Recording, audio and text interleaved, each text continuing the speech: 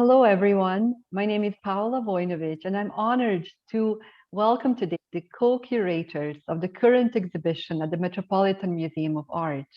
The exhibition is named Art for the Community, the Met's Circulating Textile Exhibitions from 1933 to 1944. And as we will see today, this incredible exhibition is actually a part of collaboration of the four ladies we're going to meet today. And it was really done to honor 150th anniversary of the Metropolitan Museum of Art, which is celebrated this entire year. For all of you lucky to be in New York, the exhibition is now on view until June 13th this year. So I'm so excited. The first lady I'm going to introduce to you is Elizabeth Clelland. And Lizzie is actually English. Of course, Destiny brought her to New York. And Lizzie, are you with us? Yes, good afternoon, good evening, ladies and gentlemen. It's very nice to have this opportunity to talk to all of you. As Paula said, I work at the Metropolitan Museum of Art. I'm now a curator in the Department of European Sculpture and Decorative Arts, which means I'm responsible for all the post-medieval European textiles in the Met's collection. And I really specialize in tapestries. And I'm just thrilled to have this chance to talk with you today with my lovely colleagues, Julia, Stephanie, and Eva, about this collaborative project we've been working on. So thank you. Thank you. Thank you so much, Lizzie. We also have Eva Leibson. And Eva is actually coming from a very special department, which is called Antonio Ratti Textile Center. Hello, thank you for the warm welcome, Paola. My name is Eva Leibson, and I'm the Senior Collections Manager of the Antonio Ratti Textile Center at the Metropolitan Museum of Art. So our name is a little bit confusing sometimes. We are the central study and storage facility for the Met's textile collection, pulled from 12 different curatorial departments across the institution. So we store textiles ranging all the way from the ancient Egyptian art department through the 21st century, and this is the world as well, so Eastern and both Western cultures. It's about 33,000 objects that are in this collection that we store. And one of the really wonderful things is that we provide access to the public in normal circumstances. Right now we're closed. Study rooms and libraries at the Met are closed due to the pandemic. But in normal circumstances, you would be able to come and make a request and look at some of the objects in our collections in our study rooms. And I'll talk a little bit more about that later. The name Antonio Ratti, which some of you may be familiar with, comes from the fact that Antonio Ratti provided the bulk of the funding for the building of the Ratti Study and Storage Facility and the Textile Conservation Lab in the early 1990s. And Paola and I were just talking, I'm actually wearing, I'm not sure if you can see it or not, it's a Ratti print. Antonio Ratti was a textile manufacturer, very well known, and in fact, a collector of textiles himself. And so there is a Ratti collection of textiles in Como, Italy as well. So that's me. Thank you very much. Thank you, Eva. So honored to have you. We also have Stephanie Post. Hello, Stephanie. Hi, thank you, Paola. It's such a pleasure to be here. I'm Stephanie Post. I'm a senior digital asset specialist in the digital department at the Met.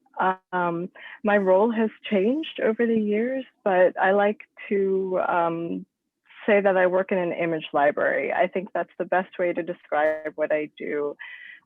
We have over 1.5 million images as part of the documentation of the museum over the past 150 years. And I like to joke that I have the best job in the world because I get to sit and look at pictures of the Met all day long.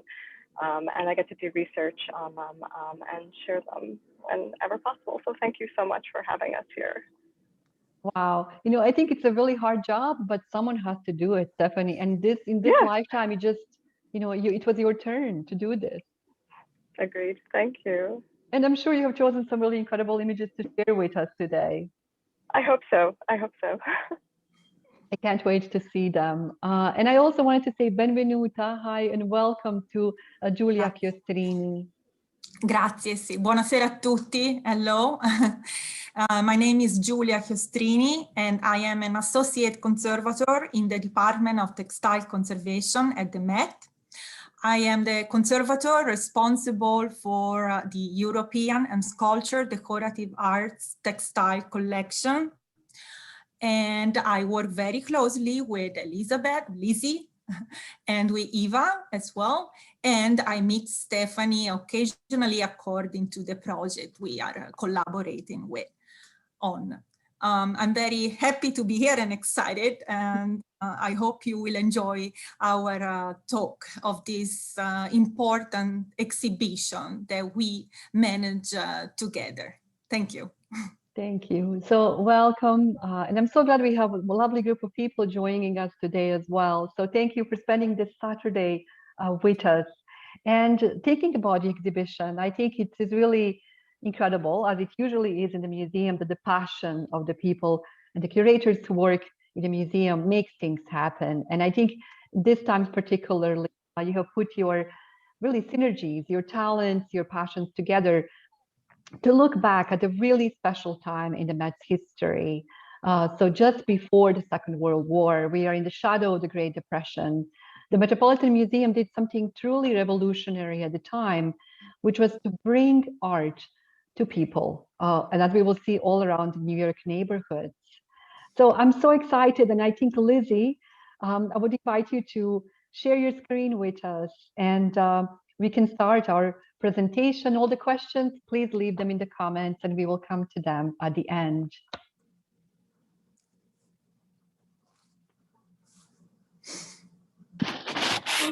That very kind introduction, Paola. I think it's fair to say that nowadays museums the world over are thinking carefully about outreach, about building audiences and welcoming all demographics into their galleries, sharing their artworks. And especially in these COVID times, perforce, that's often about rebuilding bridges with local audiences, about thinking about community and support for the community. So it's all the more heartening to realize that the Met was already thinking along these terms 100 years ago.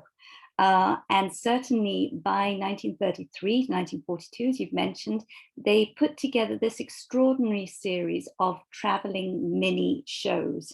Normally we expect visitors to come to our grand building on Fifth Avenue, but in these shows of the 30s, these circulating textile exhibitions, instead they took these precious textiles and other artworks and took them out into the wider New York community, to the outer boroughs, that's Queens and Bronx and Staten Island, as well as further around Manhattan as well. Slide on.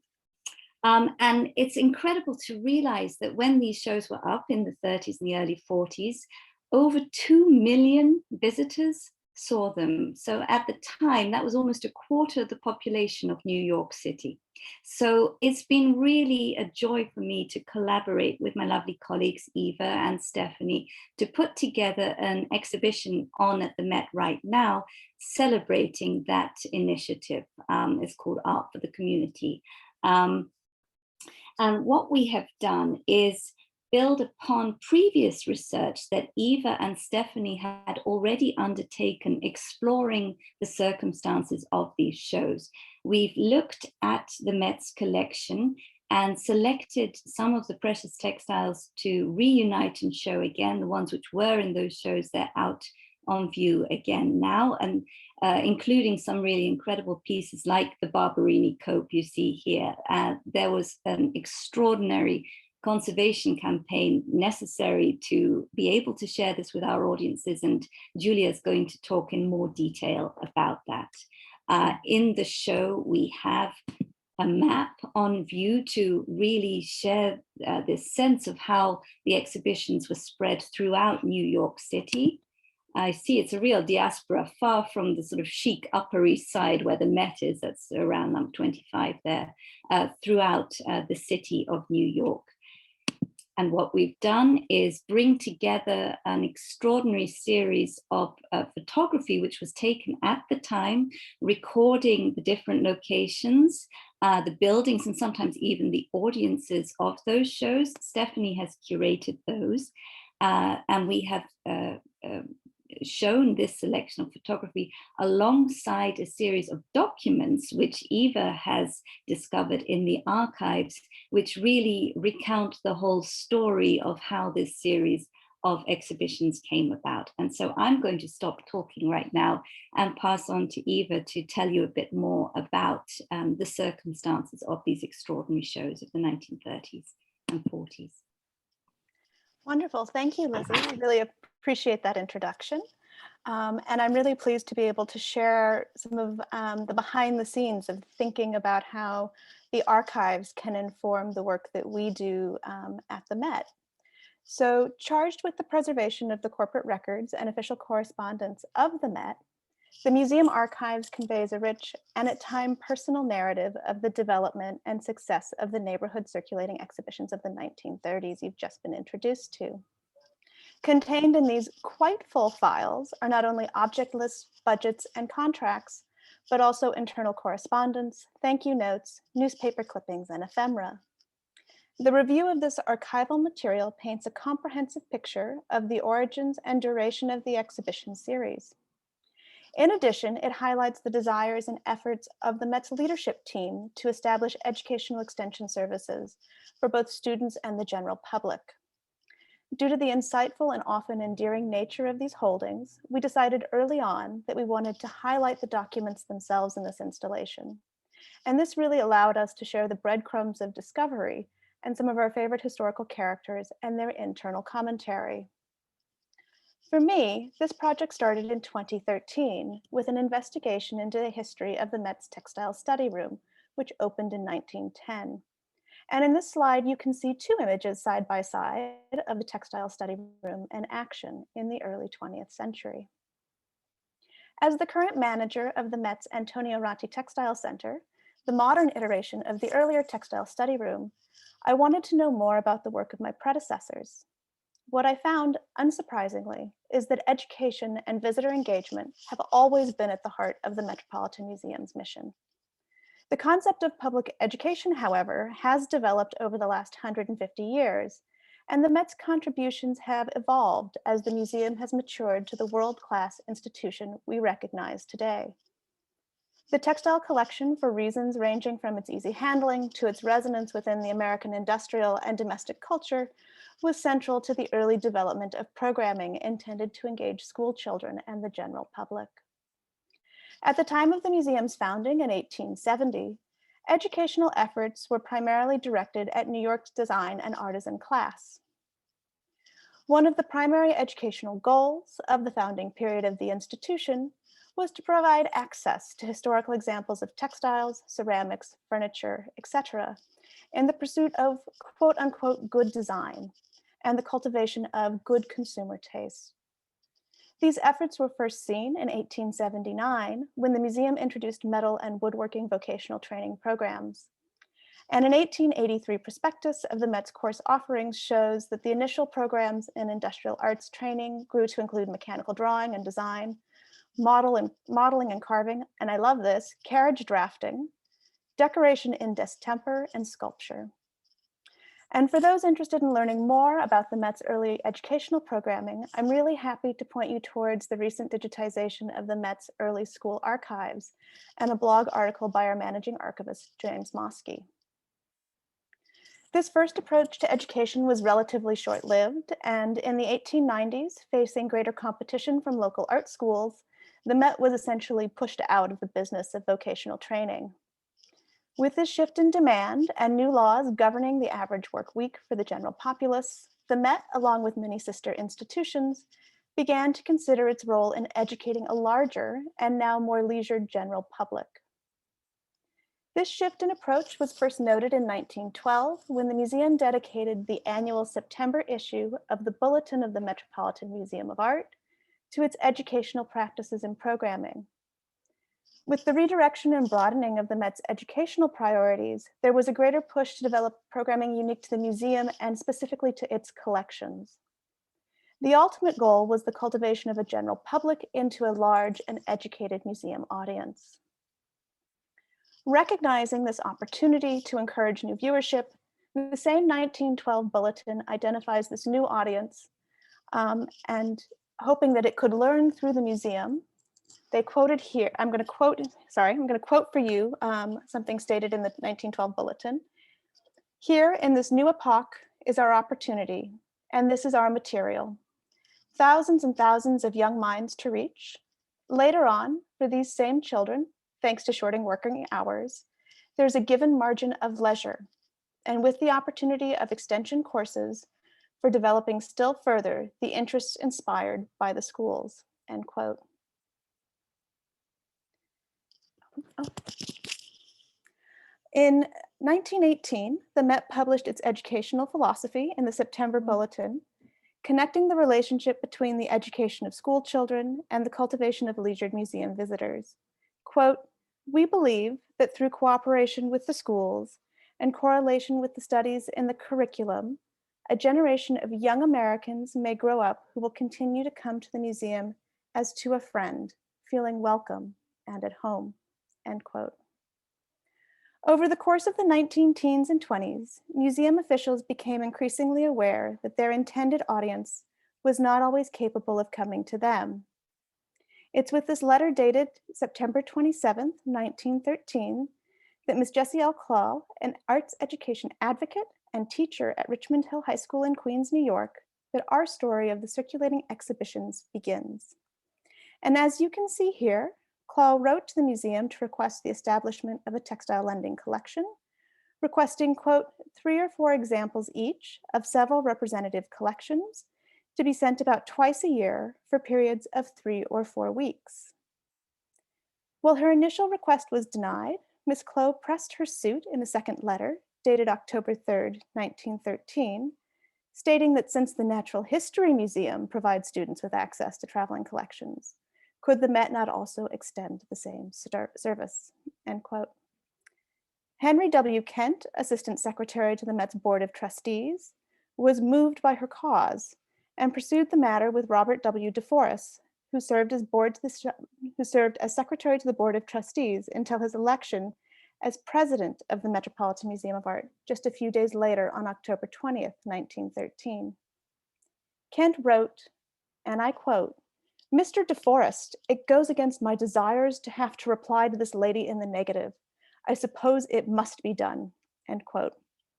It was in fact Mr. Kent's impassioned language and desire to accommodate such a request that I found so compelling many years ago when I first began working with the archive. It was his dedication that brought me back to this topic as we began to consider how to celebrate the Met's 150th anniversary. From the archival record, we see that Kent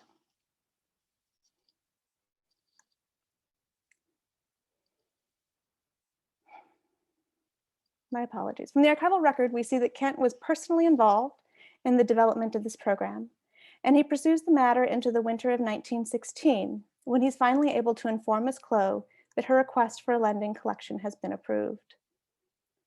Developing in part from the first group of textiles lent to Ms. Clow, the Met established a Department of Museum Extension Services, which rented not only textiles, but also lantern slides, duplicate plaster casts of famous works of art, and museum-produced motion pictures. In an overview of the Museum Extension Services in 1919, DeForest, now president of the museum, pictured here, describes the early requests received for the loan of textiles and the impact they had on shaping educational services. While DeForest notes that one might question the policy of museum extension, he responds that such endeavors, quote, attract more students to the museum and utilize collections that would otherwise be relegated to storage. Building on this early precedent of museum extension services, in the throes of the Great Depression, the Met makes a concerted effort to focus its programming on the local community, and in 1933 inaugurates a highly successful program of neighborhood circulating exhibitions, which ran until the Americans entered the Second World War in 1942. In the gallery, we chose to highlight 3 recurring themes found in the archives. First, we established the origins of educational lending programs, which we've just discussed. What I personally found so moving and wanted to capture in this section was the work of individuals, specifically Jessie Clow, Henry Kent, and Robert DeForest. Second was the great discovery of inventories listing the objects included in the circulating exhibitions. These lists were crucial to establishing links between the objects in the collection with the compelling historical photographs that Stephanie is about to talk to you about. The biggest surprise of this project was in fact the discovery through the inventories that the Met's great Barbarini cope had been included in a number of installations. Finally, it was particularly touching to see the impact of these exhibitions as expressed through a large collection of thank you notes and celebratory press clippings, with personal notes sent from the Mayor of New York, the head of the New York Public Library, and the president of the College of the City of New York. The profound reach of this program throughout the city becomes immediately apparent. And now Stephanie is going to tell us a little bit more about the specifics of this program and the neighborhoods it touched. Thank you so much, Eva. So looking at this map of New York City, the Met is almost in the center of Manhattan. The numbered dots on the map are the locations of 8 different neighborhood circulating exhibitions over the course of 9 years. On our exhibition website page, we list all the sites if you're interested. When the exhibitions were first conceived in the early 1930s, it was known that the Met's visitorship was limited to those who had time and ease of access, as Eva mentioned. The museum sought to extend its reach to communities and neighborhoods who were not able to take advantage of the museum due to work, school, or distance. In addition, the museum expressly sought out neighborhood spaces which were deeply embedded in their communities, were available to the public free of charge, and were fireproof. These included settlement houses, the public libraries, municipal offices, and schools, including many all-girls schools. Also, exhibitions were typically not held in the same place twice if it could otherwise be avoided, so as to continually be reaching new audiences.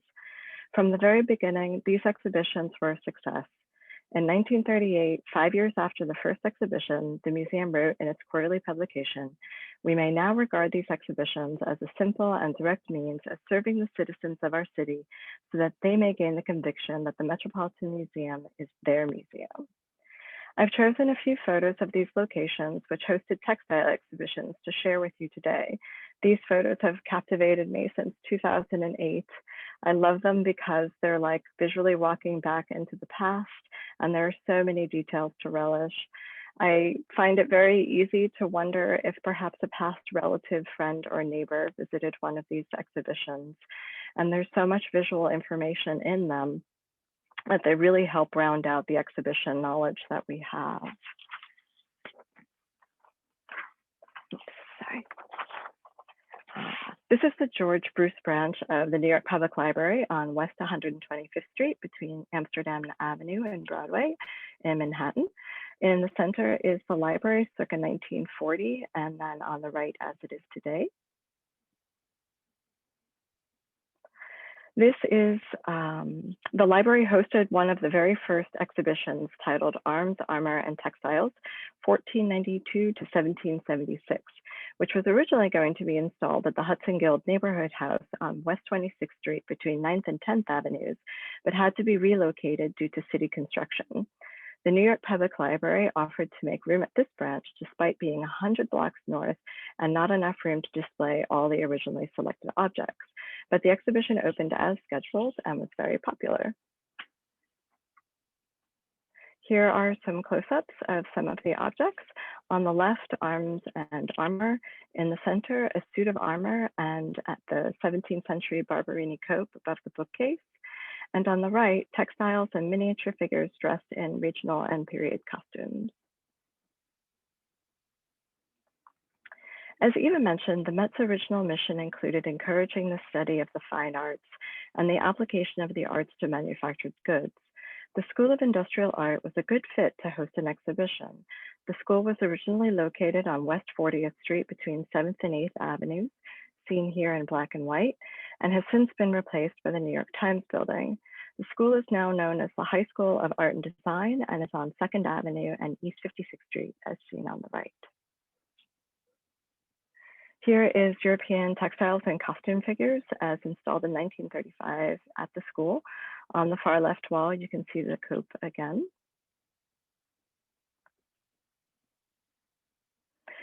Here's a close-up of the cope and another view of the exhibition. The Met wholeheartedly believed that including such objects like the cope would encourage incorporation into the school's curricula and students' research.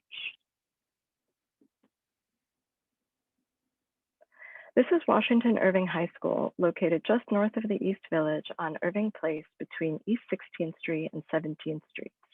It was founded as an all-girls technical high school, and like the School of Industrial Art, it too was well suited to host an exhibition, but was remarkably more beautiful compared to many other locations, as you'll see. So this is the lobby of Washington Irving High School, and this is the 1935 exhibition of Oriental prints and textiles. In the center is an 18th century Chinese court robe, which was a relatively new acquisition when it was incorporated into the series. Choosing important and recent acquisitions for these exhibitions spoke to the museum's investment for using objects from the collection to encourage students and teachers to see them as educational material. Here are details of young women copying textile patterns and prints and another view of this beautiful school. The school's building was actually quite innovative at the time. It was designed by the architect Charles B. J. Snyder, who believed the architecture, paneling, murals, and sculptural reliefs would encourage and develop the study of the fine arts and thus foster the application of them to manufactured goods, similar to the Met's original mission. This is the Staten Island Institute of Arts and Sciences. It was the only museum to host an exhibition, is the oldest cultural institution in Staten Island, and the only site chosen on the island. The original site was on Richmond Terrace, seen here in the center. It is now known as the Staten Island Museum and has been relocated to Sailor's Snug Harbor in the early 1980s. Here again, we see European textiles and costume figures, but as installed in 1938.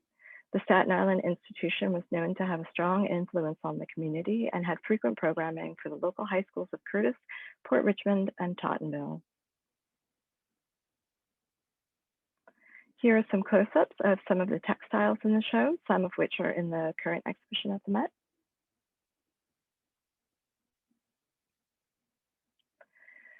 And lastly, this is Walton High School, located in the Bronx on Reservoir Avenue. It was one of the first all-girls junior high schools in New York City, opening in 1923. By the 1930s, it had become one of the largest and most prestigious all-girl high schools in New York City. Here we see the 1939 installation of European textiles and costume figures, along with the students of Walton High School and a teacher from Hunter College, which had recently opened a branch in the Bronx. These are just some more views of the installation.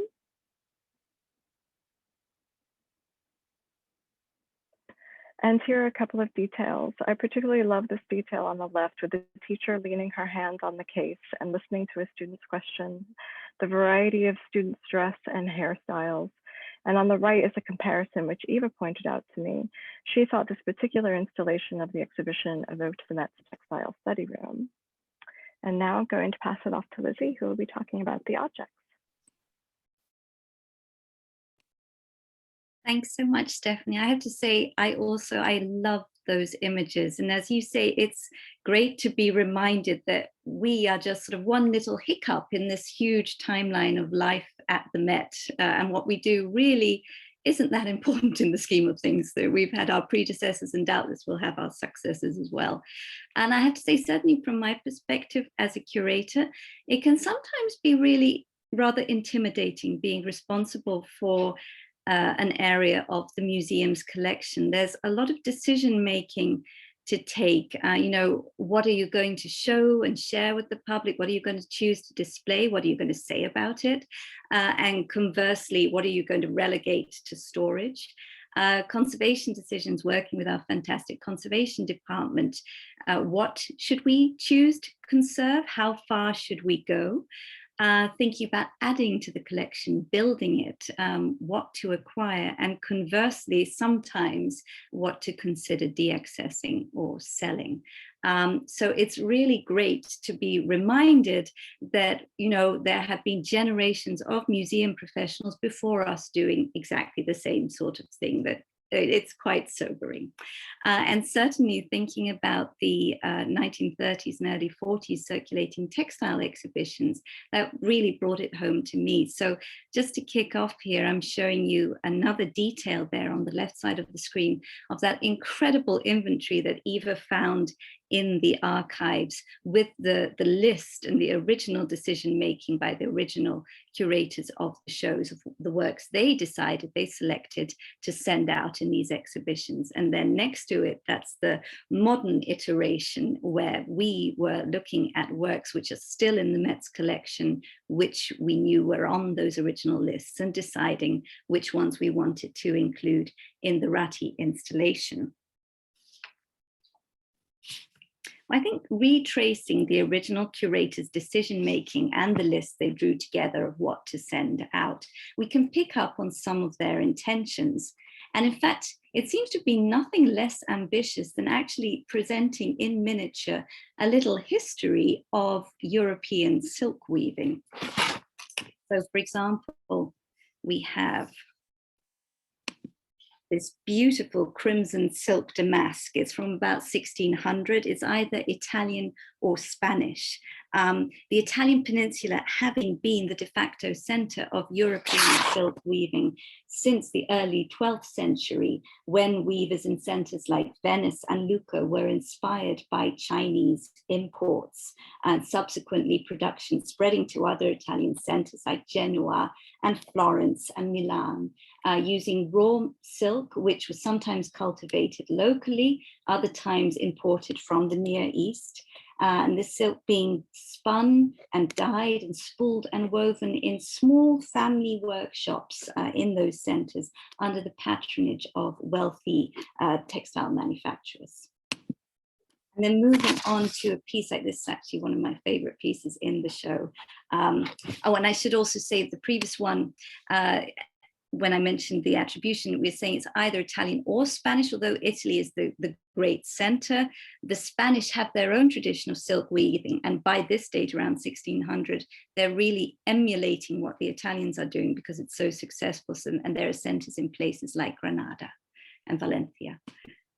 But Italy remains the great center, or the Italian peninsula, I should say, at this date. And so we have things like this gorgeous development, polychrome voided satin velvets, which were developed as a niche specialization in Genoa. So this piece is late 17th, early 18th century, when the Genovese were really excelling in creating velvet furniture upholstery, multicolored like this, really sumptuous, gorgeous velvets with a nice pile, when you touch it, you can see the sheen of the light. They become really, really popular. They're dominating the taste for upholstery at this date. It's actually in an effort, and unfortunately with hindsight, we realize it's a kind of last ditch attempt to compete with increasing competition from the French, who were more and more at this date starting to take over as the great center of silk weaving in Europe. And to represent that, there is another little fragment in the show, this rather gorgeous French Technicolor piece. It's a burnishing silk as well. It's mid-18th century. And you can really see here how the French managed to have these very colorful, but also naturalistically designed motifs, which become extremely fashionable. It's also interesting to note when we look back at those original lists that the curators of the 30s and 40s shows were very happy to use recent acquisitions. So a piece like this, which we also have in the Ratti show now, which is French from the 1780s, it's a printed cotton, possibly made in Nantes. When they first showed it in the circulating shows, it had only been in the collection for less than 9 years, and they're already sending it out to these locations in the high schools and the libraries, as you've heard. Looking at the object lists and the original installations photography, I think we also get very much a sense of the small size of many of the exhibits. I'm showing you here a slide you've already seen from Stephanie. This is that show which was in the Bronx in 1939. And maybe you can just make out, looking, move to the center of the slide and go slightly to the right. You can see there two pieces which are now in the Met show. One of them is that Genovese velvet. And then next to it is this rather lovely fragment. It's a fragment of cut voided velvet cloth of silver. Imagine that glittering in the candlelight when it was brand new. It's Italian 17th century, but it's a very small sample, like so many in the show. So you get the sense of sort of snippets and samples that they were selecting to send out in these exhibitions. And I think obviously it's partly by necessity. Smaller pieces would have been much easier to handle, easier to install, deinstall, move between locations. But I think there's also something a little more. There's a sense of their miniature appeal. And I hope you can also get it looking at this slide of our installation now in the Ratti Center. They're intimate, they're accessible, they're small enough for visitors to lean over towards, to interact with these small textile pieces on a very personal scale. And that is so different from today's predilection normally for the big and the bold and the overwhelming. And this, to make that point, is a tapestry show we had at the Met about 5-6 years ago. And I wonder if it is actually today's preference for the large scale, which is why so many of the pieces which were shown in those 30s and 40s shows have since been de-accessed from the collection, sold from the collection, because that taste has shifted. There's less worth often put on the smaller pieces. And Stephanie showed you those costume dolls. You can see them here in another iteration. I have to say, I think chatting with my colleagues, Eva and Stephanie and Julia, we all regret the fact that those little costume dolls were sold from the collection decades ago as the museum's priorities shifted, but they're so delightful now. It's one of those really lively details we like looking at. Of course, there are exceptions to the rule of this small scale of exhibits, and amongst them are the printed cottons. And you can see one piece we selected, that one which had been an early acquisition in the background there, and of course the Barbarini cope. And you can, I hope, sense as we are approaching the climax of our presentations, when Julia is going to talk to you a little bit more about this incredible cope. Now, we're really pleased. It's great that our predecessors wanted to share these larger scale works with those, the diaspora of New York City audience. But that said, I think maybe you've also picked up, seeing Stephanie's fantastic images, that sometimes we can't help but shudder a little bit at some of the display decisions. So for example, you can see here a different printed cotton, which is displayed stretched between two massive air vents. That's probably not something we would do now. This is the way Julia prepared that gorgeous Nantes printed cotton for display, and she'll talk a little bit more about that too. And of course, there is the Barbarini cope. And that's the image you're also probably now getting quite familiar with on the left there, where it is spread-eagled across the wall next to a door and underneath a ceiling vent in the School of Industrial Arts in 1935. Well, gorgeous, important, heavy, fragile. I mean, one look at this detail, I'm sorry, that's my own rather nasty photography, but hopefully it gives you a sense of getting up close and personal to the cope. And you just realize the sumptuousness of its raw materials hints at the prestige of this object. It was made sometime between 1623 and 1628 for Antonio Barbarini, who was, of course, I don't think I even need to tell this audience, but one of the nephews of the infamous Pope Urban VIII. He was, when he was Grand Prior of Rome in the Order of St. John and the Knights of Malta, so that's quite early on in his career, this series of vestments was made for him. As you'll hear in much more detail from Julia, it's a lampas, but I think what's so fascinating is to realize this very sumptuous textile with all this precious metal wrapped thread was designed and made specially for the Barbarini. And hopefully you can just make out there some of those Barbarini devices, the infamous, the famous bee and the radiant sun. And this cope was just one piece, it's one survival from what must have been an incredible set of vestments. So gorgeous and heavy and important. Now we've had it fully conserved and with a special mount specially made for it to display it as the centerpiece of our exhibition. And I think Stephanie and Eva would agree with me that it's one of the pieces we're most thrilled to be able to share with our visitors nowadays as well. And again, you know, kudos to Eva for finding that list of the accession numbers, because if we hadn't had that archival list and if Stephanie hadn't found the photographs showing it on display, I don't think any of us would actually have believed that the Met would have sent this cope out to high schools and public library branches throughout the 5 boroughs in the 30s.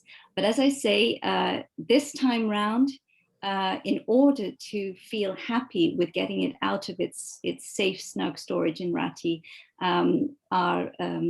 our bosses, so I should thank there Sarah Lawrence, who's the curator in charge of European sculpture and decorative art, and Janina Poskrobko, who is the conservator in charge of textile conservation, gave Julia the go-ahead to undertake an incredible exploration, analysis, and conservation campaign of this precious, wonderful object. And so now I'm going to stop talking and hand over to Julia. Hello everybody, and thank you, Lizzie. It was a pleasure for me to work on all these interesting textiles selected for the show. But as Lizzie said, we were thrilled by this scope that we could finally present to the public again since 1935. So my presentation will stay focused on the technical features, treatment, and the display method of the Barbarini cope. I see there are already a lot of questions from the public, and we will be happy to answer after my presentation. As Lizzie said already, I mean, the cope was made in Italy in the first half of the 17th century. It is constructed of several lampas panels. Fragments of the same fabric were used to create the hood and the orphrey band, where the Barbarini's coat of arms embroideries applique are here located at the both upper corners. You see, circle them in yellow. The luxurious textile is surrounded by gold fringe and galloons. Each lampas panel measures approximately 15 inches or 38 centimeters in width. The panels are stitched together along the selvages. For those of you not familiar to this technical feature, the selvages are the finished edges created during the weaving process. Here you see a detailed image of the lampas selvage weave structure in a green and white silk twill. But what is a lampas? So lampas is a type of luxury fabric. Typically, it has a ground weave in taffeta or twill, as in this case, with supplementary wefts called pattern weft that create the pattern, the design. And this is the case of the repeating pattern of the Barbarini family's emblems, a bee and the radiant sun. Brocaded wefts are also added to the weaving, as I will show you in a moment. And you can think about these little patterns and as like a 2 inches approximately measuring in their width. So very small detail that makes even more luxurious these lampas. In detail, here you see a photomicrograph of the lampas ground weave in a 3-1 twill. The twill weave results in a diagonal visual effect. The patterns weft or supplementary wefts that create the design composition are 4 in total, and they are all bound by a supplementary warp in 1-3 twill. In this slide, you see 3 of the pattern wefts: the red silk one, the gilt silver wrapped silk thread, and the thin coupled silver wires. The fourth supplementary weft is introduced only to create the pattern of the radiant sun and the bee. Photomicrographs of the design detail show you that the brocading supplementary wefts is made by 3-ply Z silver gilt wrap silk thread. On the obverse, you see the red silk supplementary weft that travels only on the surface of the textile from selvage to selvage. On the obverse, as well as on the reverse, you can observe the brocading weft in 3-ply Z metal wrap silk thread. On the reverse, you can also clearly see the white silk main weft running in horizontal direction and tied by the fine white silk main warp. The same technical feature is used for the weaving of the bee design, a brocading weft made by 3-ply Z silver gilt wrap silk thread. You see it here on the obverse and reverse, creating the design pattern. Before we move on, I would like to remark the diversity of the precious and expensive material implied in the weaving of these lampas. In particular, the 3 different metal threads enrich the complex weaving structure. A double silver wire, so technically called lancet, because it runs from selvage to selvage, 1 silver gilt single wrap silk thread that works to create the design composition, together with the silver gilt 3-ply Z wrap silk thread, which is present only to define the main 2 patterns of the all luxury textile, the bee and the radiant sun. Finally, here is the Barbarini's coat of arms embroidery applique in silk, metal, and silver gilt wrap silk thread. The embroidery was made apart and then applied to the lampa's ground fabric with stitches in cotton thread. On your left, the photomicrograph shows you the narrow gilt silver coils and gilt silver metal strips laid down on a shaped padding underneath, stitched to the embroidery ground fabric in linen. They create a 3-dimensional effect of the bee's body. On the right, a detail of the sophisticated braid made by 3-ply Z gilt silver wrap silk threads combined with red silk floss, creating the attachment of the tassel in red silk floss. And now the conservation treatment. The cope conservation treatment focused on stabilizing the lampas that was damaged, resulting in tears and loss of the fine white silkworm threads. Once the cope was laid down open on our working table, portions of backing support in neutral cotton were cut according to the curved shape of the cope and inserted between the historic textile and its lining. Mylar was used as a layer in between to avoid stitching through the underneath lining. Couching with thin polyester thread that blended with the original color of the textile surface was used to stabilize the damaged area. And here are 2 examples of before and after treatment. You see before the tears in the lampas and then after the treatment, the stabilized same area with couching. A note about, this is another example of before and after. And now I would like to give you a note about previous restoration treatment before the cope entered the museum collection. These treatments were addressed to strengthen the lampas weave structure. We see here on your left, couching with silk threads, of which white color aimed to visually reconstruct the missing silk warp threads. These interventions were not removed to avoid further damages of the lampas and loss of silk fiber. On the other hand, the darning shown on the right image were removed from the textile surface because they were causing distortions to the original structure. The preserved warp and weft threads were realigned and couched in place with thin polyester thread.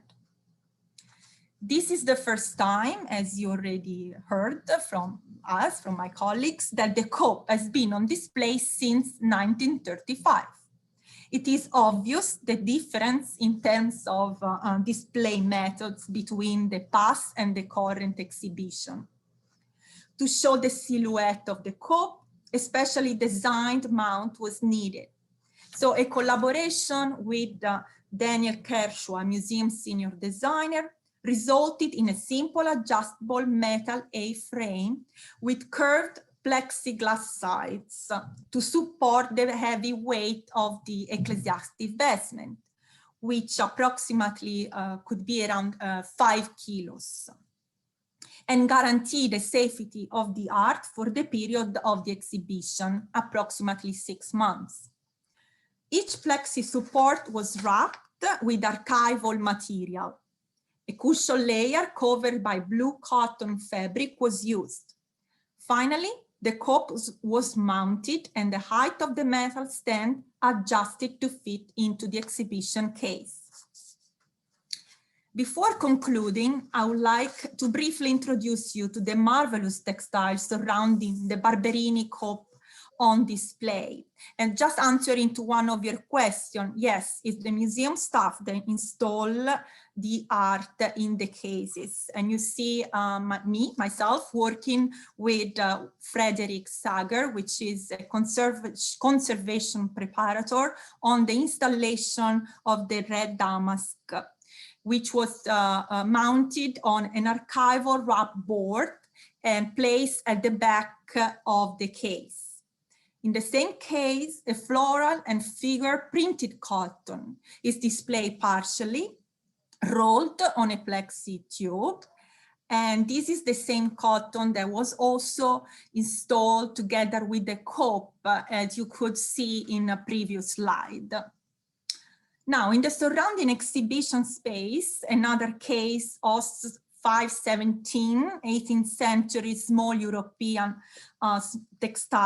textiles, of which variety of material, colors, and weaving techniques made them indeed significant to the educational scope of these early 20th century museum itinerant shows. And before turns the presentation to Lizzie for the final remark, I would like to thank Martina Ferrari, which is a former Andrew Mello conservation in our department, which contributed to the photomicrograph of the weave structure.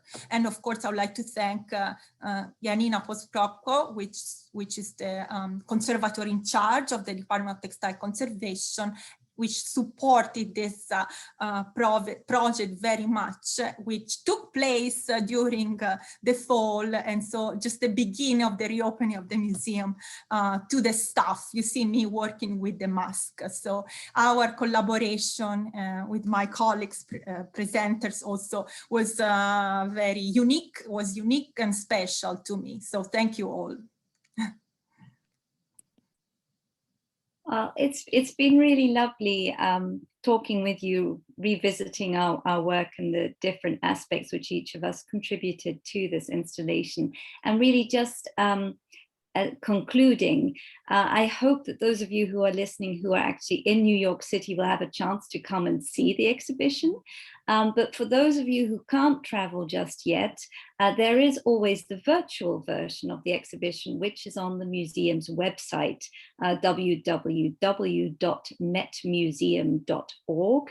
If you click on exhibitions, and you can scroll down the list to the Art for the Community page. And once you get there, you can see a selection of those fantastic archival photographs that Stephanie showed you. You can also read Stephanie's blog post, which is definitely worth it. There's also a page with the exhibition objects. You can click on each one to read a little bit more about them, see a copy of the label text. And for the textiles, you're able then to click in to really zoom in detail. There are also the documents from the archives that Eva selected, which also have a page for each document, so you can look at them in more detail. And finally, there's that map with the keys. So also for those of you who know New York, it's quite fun looking at the different addresses of the institutions. Some of them have since closed. Many of them, surprising a number, are still around and extant, but some of them have changed their names. And as Paula mentioned, the show is running into summer of this year. So thanks so much. I'm going to stop sharing my screen, and I hope there will be some questions. Thank you, Lizzie, Eva, Stephanie, and Julia. I think this was probably the plan B, to see this exhibition with you. I mean, it would have been incredible to see it in person, but not in this unprecedented time we're living in. But hopefully, next time, in the next upcoming years, I'm sure you ladies will be coming up with incredible new exhibitions that we can all enjoy in person. And as we went on, I think there are many questions that came in and we can address them. But as we went on, I was thinking that the museum really did this incredible effort. First of all, thanks to people who obviously put their own professional efforts to make it happen. And I love that the idea really originated by a request of a woman. And I see they refer to her as Miss Clo. So maybe she was also, I don't know how old she would have been when she had this concept, and that she didn't really stop at just one no, but she kept pushing until they actually said, we can't even tell her no anymore. So someone else will have to write her and say, we can't do this. Yes, I think, Paula, you're absolutely right. Jessie Clow was clearly really invested in teaching and a very progressive in the way she thought about arts education. And I think we're very lucky that in addition to the archival evidence we have, she published a great deal. And so there's a lot of information about her thoughts on educational practices available. And I tried to find a picture of her. I actually called the high school to see if they had an old yearbook with a picture of her, because I really wanted to bring her to life. Unfortunately, we're still a little early for them to be showing individual shots of teachers. So I wasn't ever actually able to pin down exactly who she was, but her thoughts have carried through the century. Isn't it amazing that the best part of us lives the longest, the difference we make? And I just imagine her as this incredible educator, as all of you are. I think each of you brought really the amazing expertise, but also your passion, behind what you do.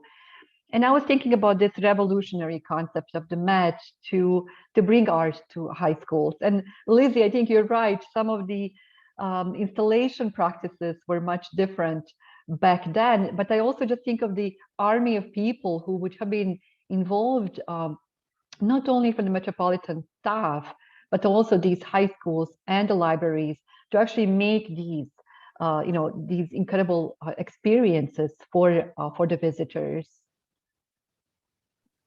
Yes, and this is something Stephanie talks about more in her blog post, and the collaboration with the Work Progress Administration. I don't know, Stephanie, if you want to talk a bit about that now.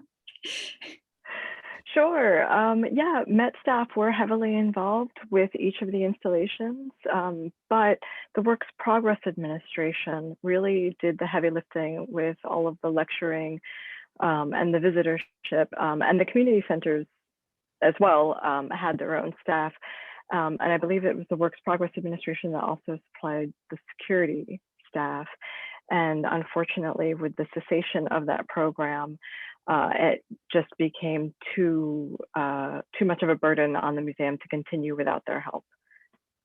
Yes, and Stephanie, you're dealing with these beautiful photographs from the past, but what I was thinking, this revolutionary decision of the Met back just before the Second World War, I think it also continues today, because I believe your museum was one of the first ones in the world to release hundreds of thousands of images for the public use So maybe this is the equivalent of reaching the community, not just the neighborhoods of New York, but really global community with their incredible social media activity and the objects that are now on the view on your website as well. Indeed. I saw one of the passing comments saying that it was like the analog version of the website, that all works that are considered public domain, images are free to use. They are for the public to continue learning and exploring all the details that these works inform about our lives. Yeah. And another thing I was thinking of, thinking about, of course, the Renaissance, the world I live in, the Italian Renaissance, and how the Medici family, in their collections of the Pitti Palace, everything that you see on the walls when you visit the Palatine Gallery or any other museum in the Pitti Palace, Medici family used it. They interacted with these works of art. You would sometimes find the paintings that have hinges on the sides, and they would turn them towards the window to kind of catch the afternoon sun. So I feel the same with the cope, that first of all, the fact that we have the provenance of this work, and we know it was in Santa Maria Maggiore in Rome for a while before it ends up in New York, and how they simply decided, okay, this will be a good thing to hang somewhere else. So kind of using this art, interacting with it, which was, of course, something we cannot really do today at all. That also came to mind. Yeah, absolutely, Paola. And I would say that's one of the great things, thanks to Giulia's work, that we're able to display it in the round on a mount, because of course it's essentially a costume, a liturgical costume to be worn. And when you see it stretched out on the wall as in the historic display method, I mean, it's interesting because you get to see the whole thing in one glance and you get a sense of the size of it, but it's so much more evocative now, being able to walk around it and, exercise your imagination to imagine, in fact, Antonio Barbarini himself wearing it when he's undertaking mass, with the altar behind him. It's a really evocative view. But I'd say that's also, and this is something Giulia can talk much more to, it really was a textile made to be handled and worn and bent and, pliable. So it really has lived a life, which is one of the challenges then with having to make sure it's still in a condition to display and share with our visitors, which is probably why it took our colleagues, our predecessors, our more recent predecessors, about, 90 years before they decided to display it again. Yeah, very true. Giulia, tell yes. us, did you go home and when you would close your eyes at night, did you just dream about this scope as you were restoring it?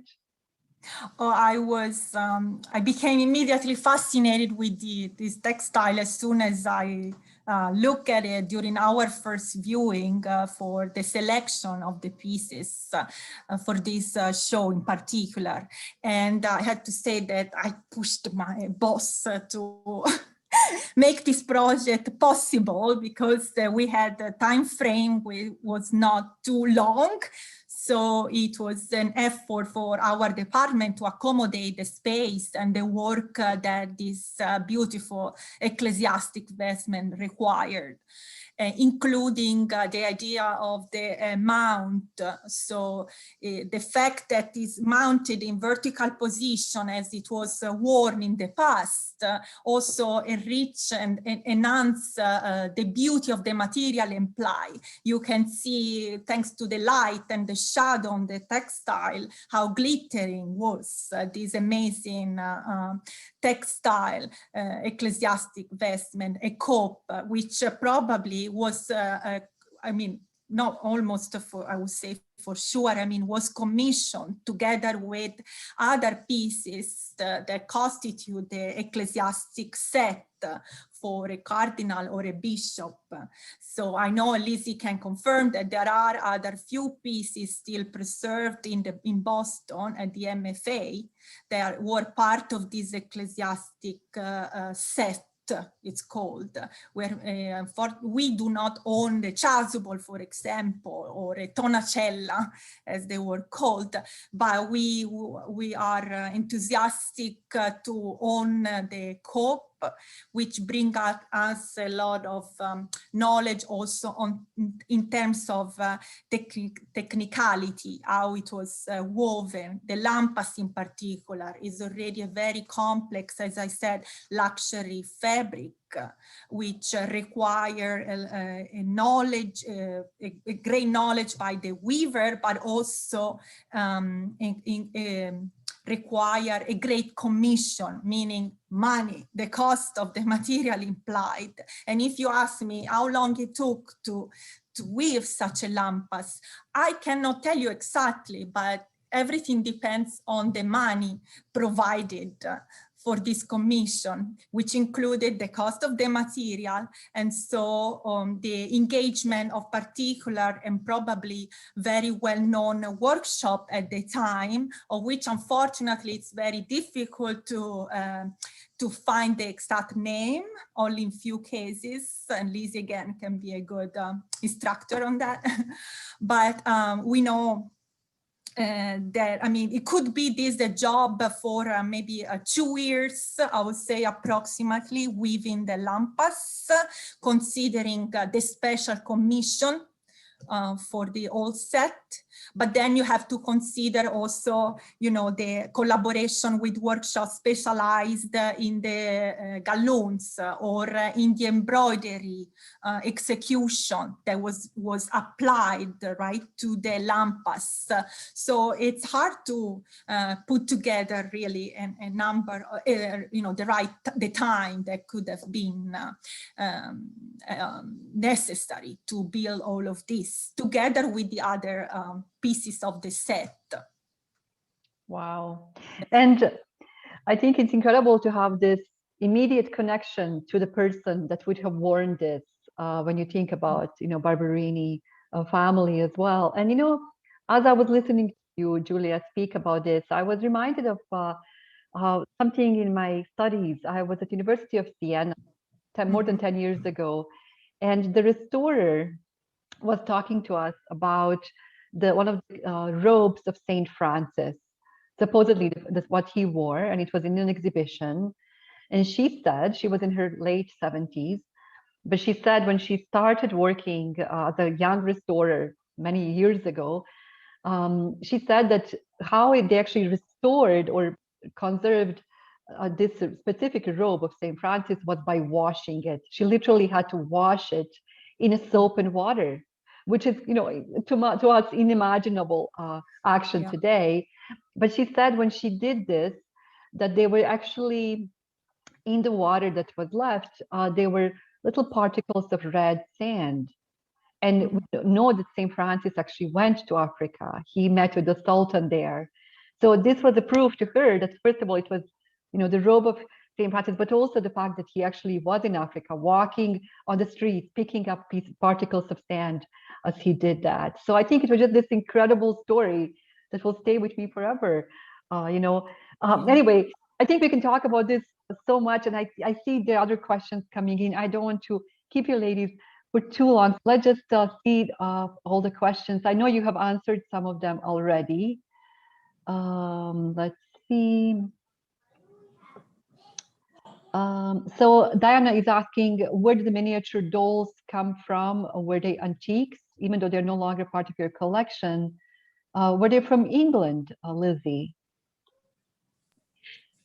Well, I'll also look here, especially to Stephanie and Eva, who've done more work on the 30s and 40s shows than I could hope to.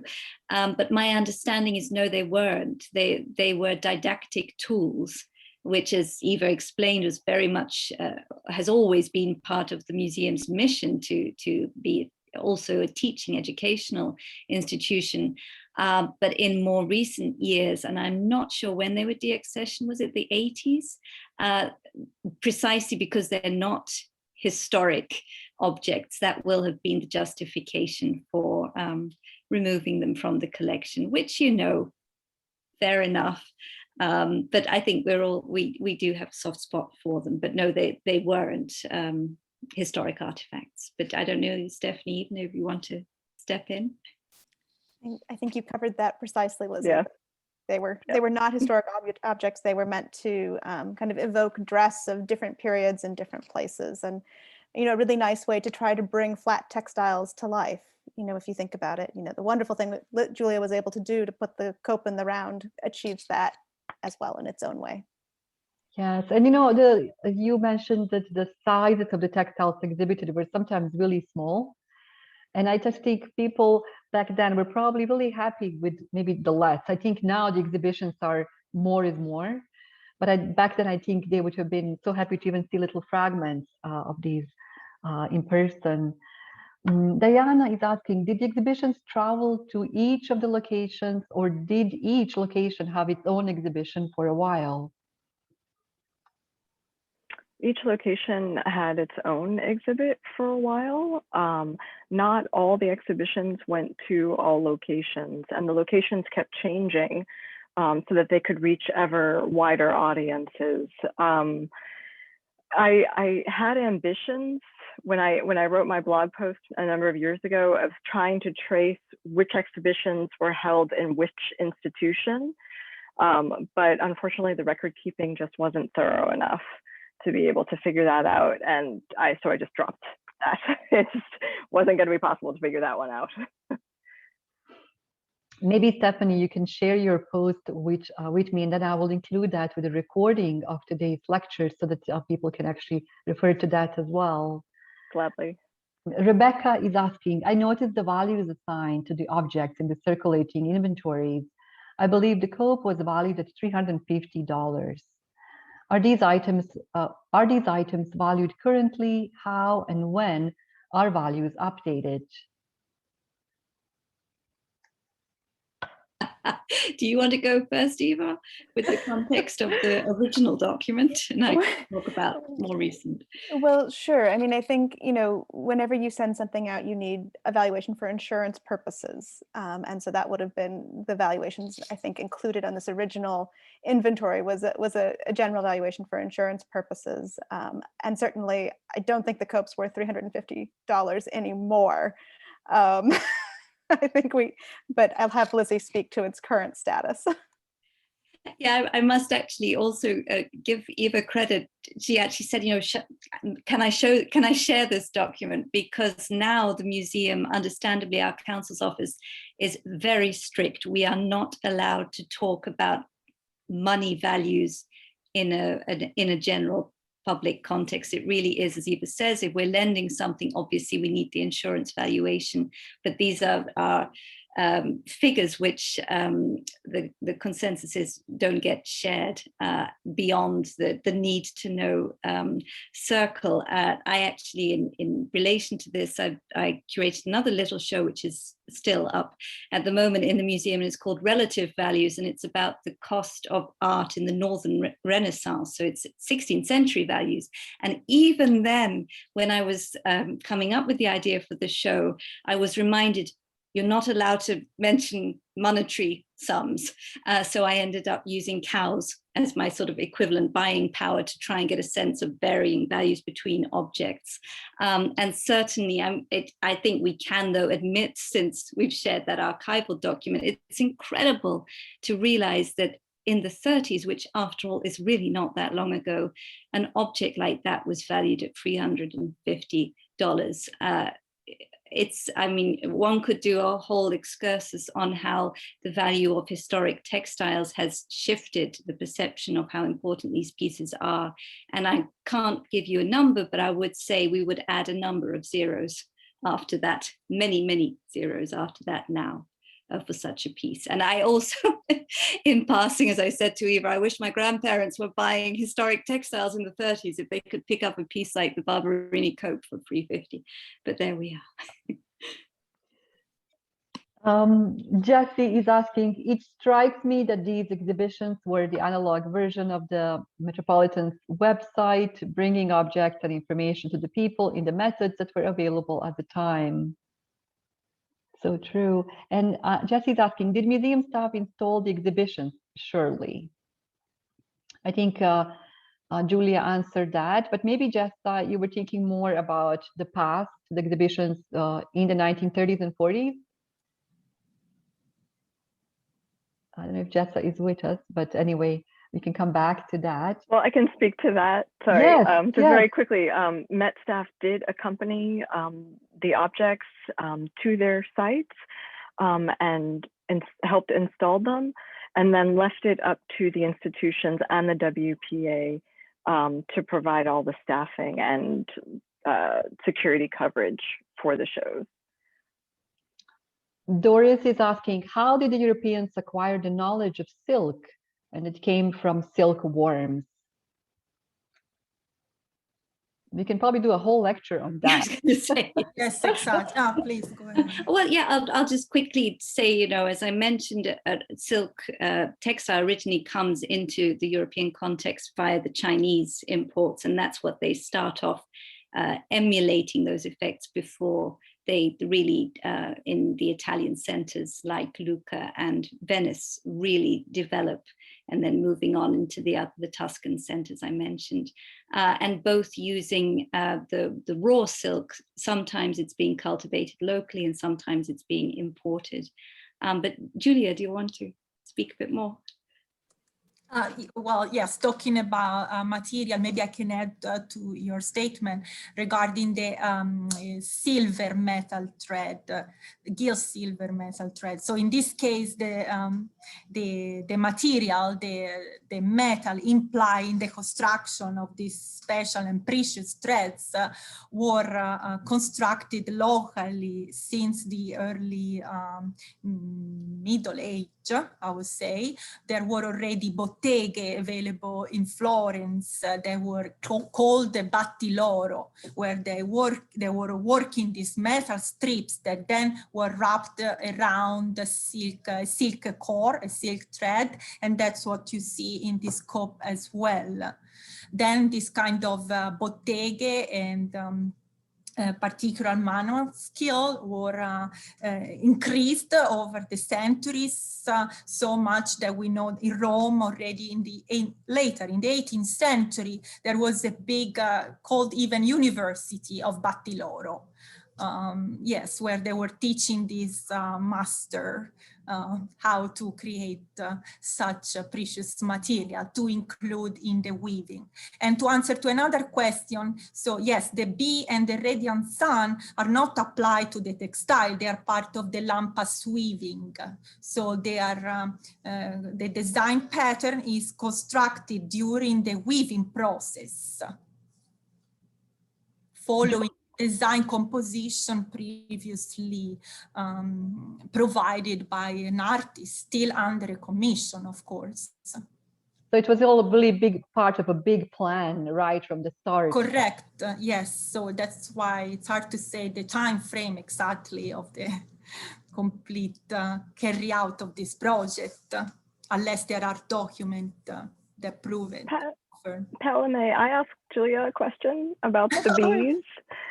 So that beautiful detail of the bee, he looks three-dimensional, or she looks three-dimensional, the bee looks three-dimensional. Was that applied on the surface of the fabric?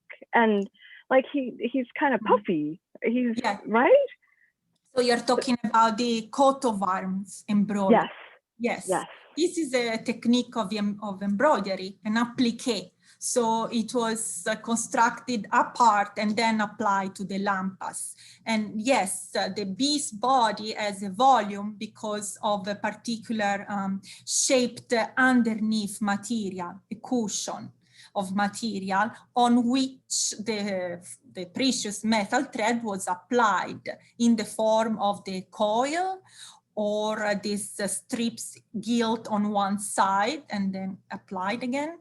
So it's a very meticulous job of detail to create just the embroidery. So we're talking about another workshop that provided that particular embroidery under commission that was later applied, stitched to the lampas that characterized our cope. So maybe just to reiterate that point, and because it's so mind-blowing, that the thing is heavy with bees. So you've got the bees incorporated in the weave of the lampas of the main body of textile. And then you have these additional bees in the applique embroideries at the ends of the orphrey band, which would hang down and be on view at the front when Barbarini was wearing it. So it's really, it's as we say, it's extraordinary to realize how they are driving home those family devices, just that no one's in any doubt that this was a special commission from the beginning, that even the lampas has the bees in the weave as well. But yeah, Julia's images are incredible. Eileen is asking, how is the current show different from the original traveling shows? Does it merely reproduce, or is there any participation encouraged? Are there any educational events scheduled surrounding the event?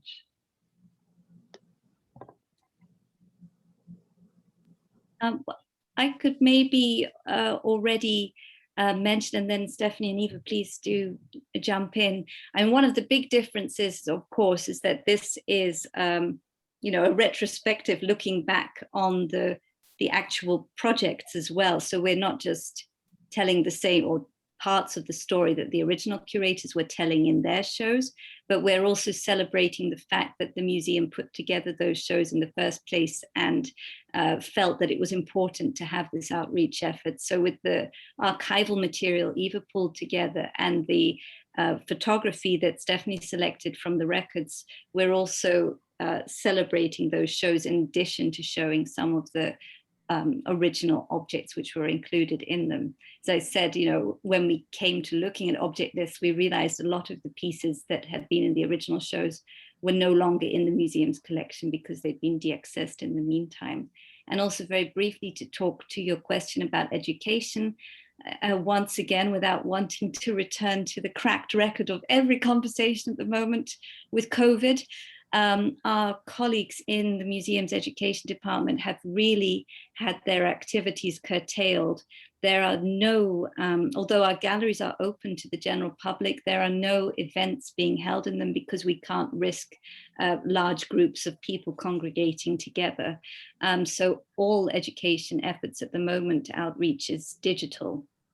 But Stephanie, Eva, if you want to. Well, I think just the last thing I'd add to that was when this was initially planned, there was also a larger exhibition called Making the Met, that this exhibition was meant to complement and support and kind of tease out an additional story. So the Making the Met exhibition has closed because we were supposed to be side by side, but then because of the closure of the institution, that didn't happen in quite the way we'd initially hoped.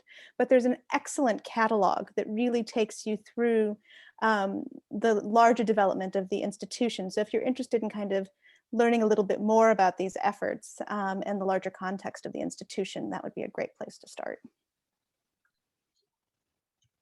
Georgia is asking, does anyone know if the Barbarini bee is the forerunner of the Napoleonic bee?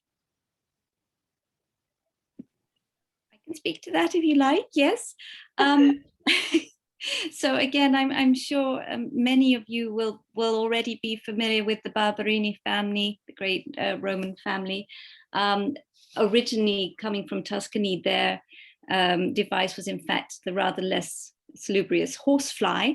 And as the family rises to prominence, they decide to replace the horsefly with the bee, which has a long-standing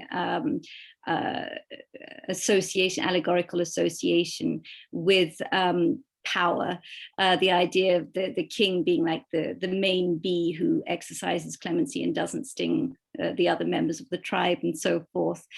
So we see the Barbarini pushing the bee, but also their radiant sun. I think it's quite interesting after Urban VIII dies and the power of the Barbarini shrinks, a lot of the bees are removed from monuments, sculptures, so forth.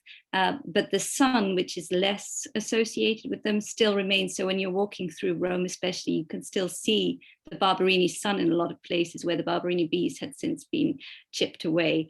And certainly there's other, Ketty Gottardo has written a very interesting article, if any of you are interested, about the Barbarini and their development of the bee iconography photography.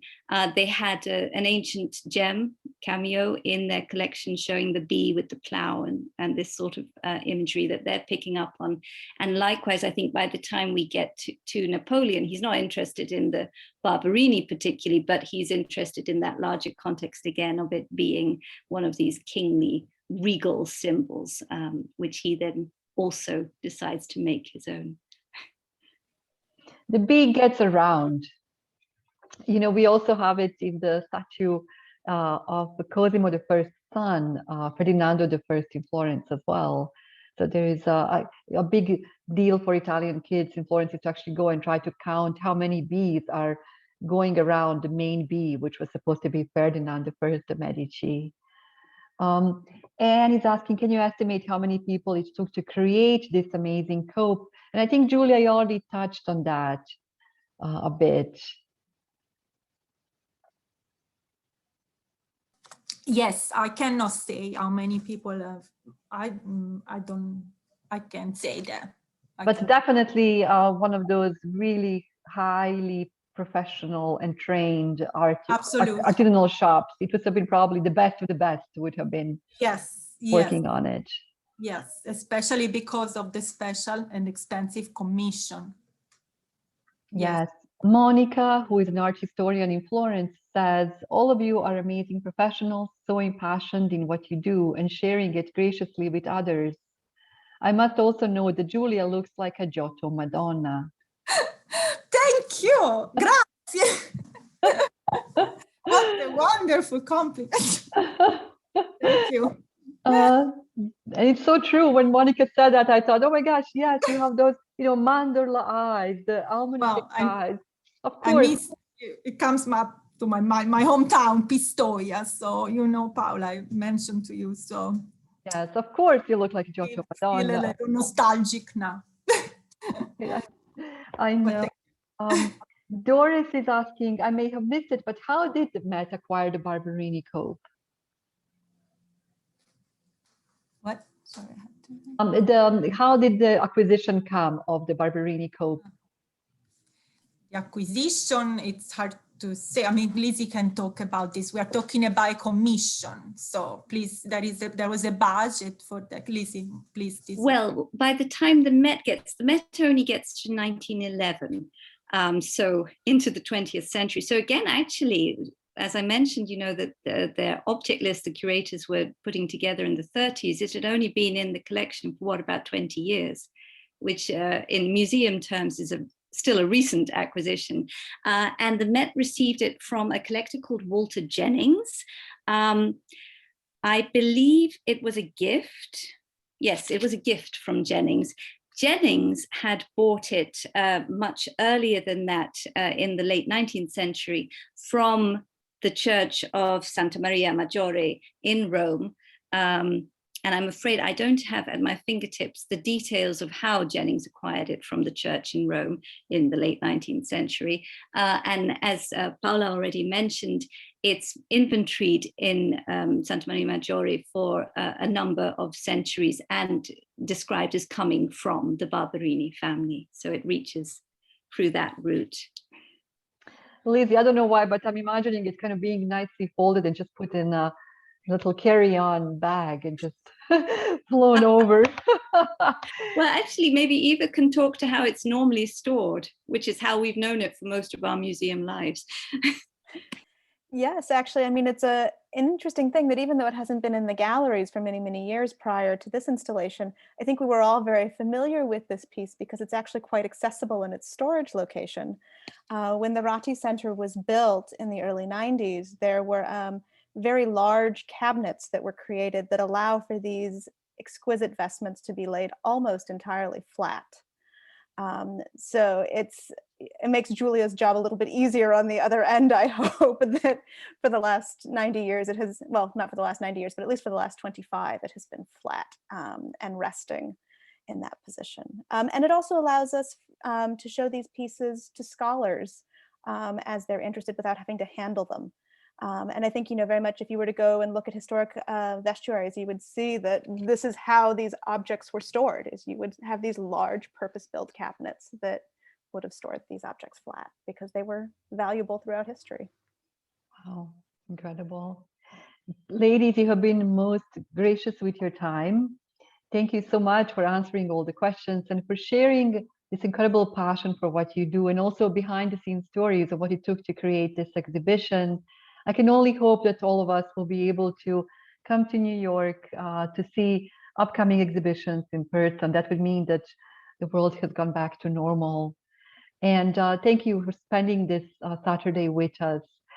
I will see many of you in the masterclass on Venice next Thursday. And I also just wanted to say my next guest in the month of April, April 11th, Sunday, April 11th, will be an Italian scholar, Gabriele Mancuso, and he will actually talk about the Jewish ghetto in Italy. So it will be a very different, but another really fascinating topic. So thanks to everyone for tuning in, and I look forward to seeing everyone again. There we go. So hopefully everyone can see those are our email addresses. So please, if you think of any questions or you're curious about something to do with our show or to do with the Met's work in general, please feel very free to get in touch with us. And thank you, Paola. Thank you, everyone, for the chance to talk.